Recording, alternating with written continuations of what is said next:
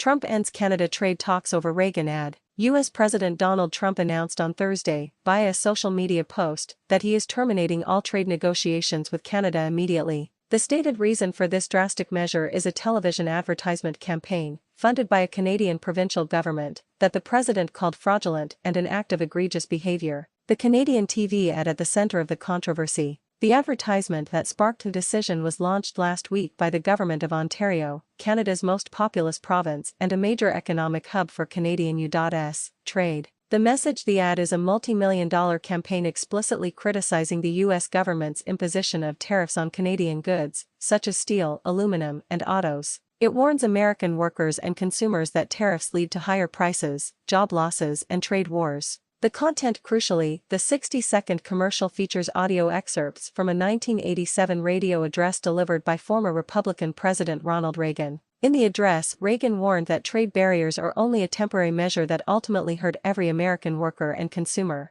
The intent Ontario Premier Doug Ford, whose government funded the ad, had publicly stated the ad was intentionally placed to rally public opinion in the U.S. against Trump's tariffs, specifically aiming the message at Republican voters who revere Reagan. Trump's rationale and accusations. President Trump and the Ronald Reagan Foundation quickly condemned the ad, leading to the president's decision to halt all bilateral trade discussions. Fraudulent use of Reagan. Trump claimed on his social media platform that the ad was fake and that Canada had fraudulently used an advertisement featuring Reagan. Reagan Foundations view the Ronald Reagan Presidential Foundation and Institute publicly stated that the ad misrepresents Reagan's original 1987 radio address by using selective audio and video, and that the Ontario government did not seek or receive permission to use or edit the remarks. The foundation is currently reviewing its legal options. Alleged judicial interference. President Trump further alleged, without providing evidence, that the ad campaign was designed to interfere with the decision of the U.S. Supreme Court and other courts which are currently reviewing the legality of his administration's tariff policies.